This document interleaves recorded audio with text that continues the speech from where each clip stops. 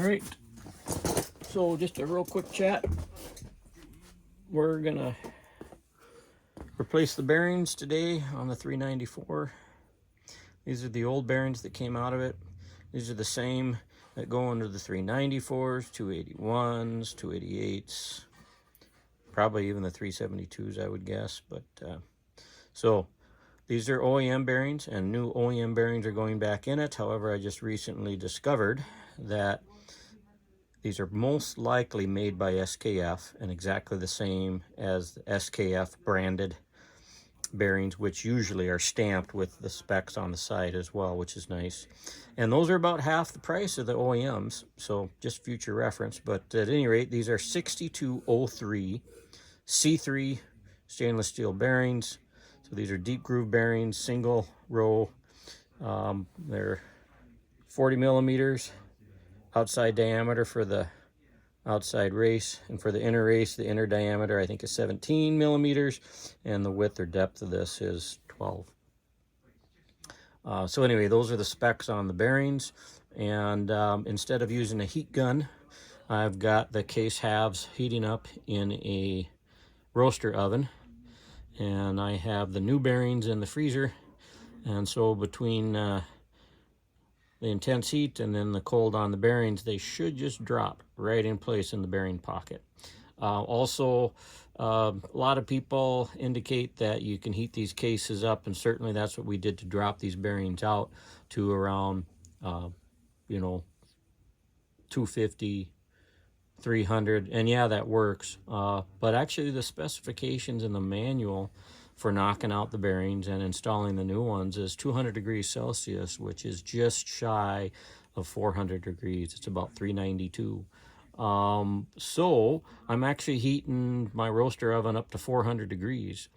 And I'm guessing that the bearings will pop in a lot easier than they drifted out. And if I do that in the future, they will drift out easier.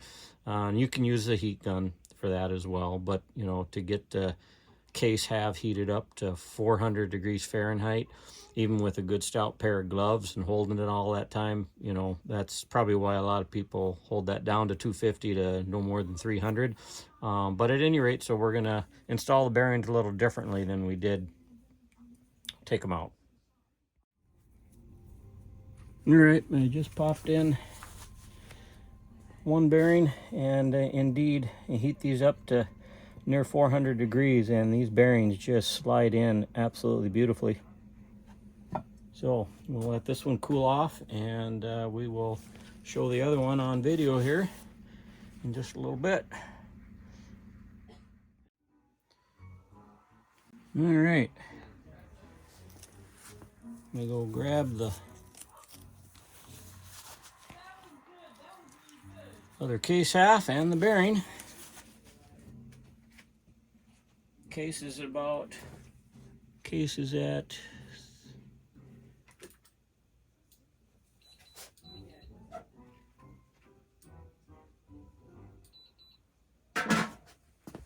right, here's where the case was at. So we'll be pulling it out shortly.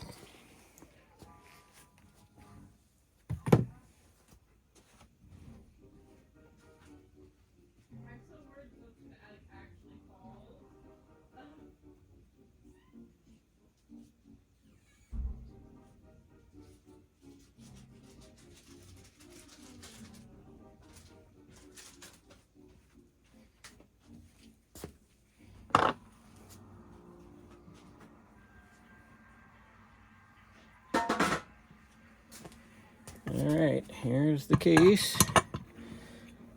You can see it's smoking already.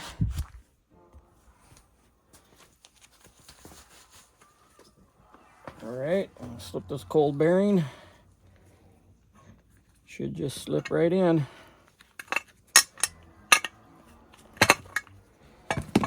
Or not.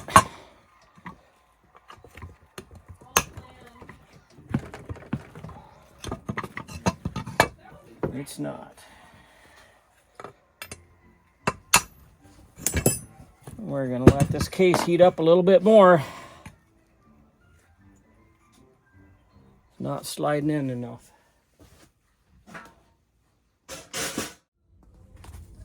All right, so you can see we had some trouble getting the bearing in.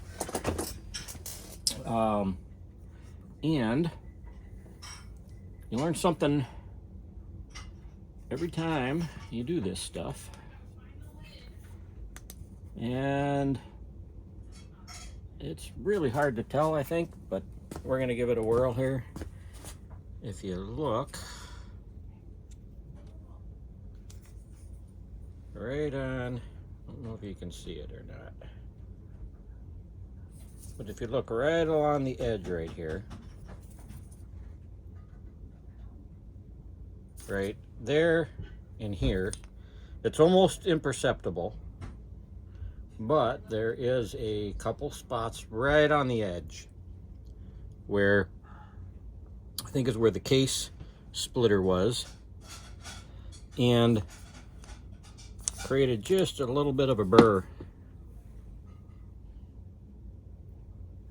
And you know, these are so tight around those bearings that any little burr or scuff mark along the pocket or along the edge here could affect getting those bearings in place. And in fact, that's what happened on the other half.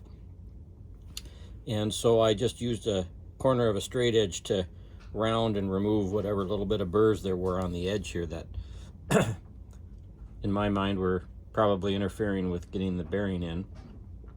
And as soon as I removed it, it just popped right in beautifully. I wish I had had that on video to show you. So we're going to do the same thing here. Just clean up this pocket a little bit, or the edge of the pocket, and then heat it up again and try and pop that frozen bearing in place. See how it goes.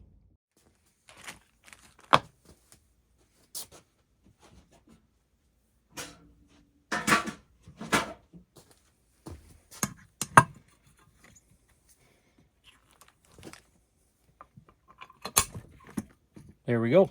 She's in place. See how that's snapped in?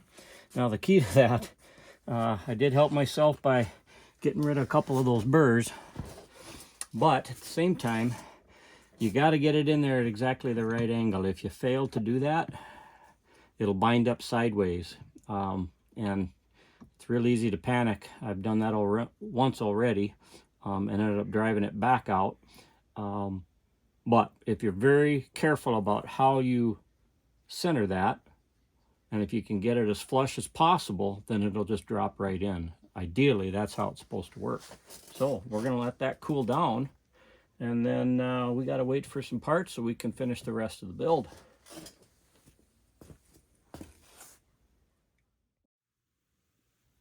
All right, a little addendum to the crank bearings. So as you saw, everything's in, but and I don't know if you can see this, but you'll notice how you're not getting quite the sheen off of the bearings that you normally would, and that's because there is, and this came right from Husqvarna. I've never actually had this on bearings that I've ordered, but they had already pre-packed it with some grease. You know, so they're well lubricated and whatnot, but, you know, if you recall, the lubrication is provided specifically by the two-stroke oil, right? And I just don't think that you want that kind of grease in your crankcase. I don't think that's going to react necessarily the way you want it to. It could create some buildup that you don't want in the saw. I don't know for sure. I'm just speculating here. But so what I'm going to do is blow as much of that out with the compressor, and possibly even use brake cleaner or penetrant oil to just kind of wash out both sides of that bearing before I start continuing the reassembly of the saw. I want those to be free running even in a dry state, and then I'm going to lubricate it with two-stroke oil before I start reassembling things.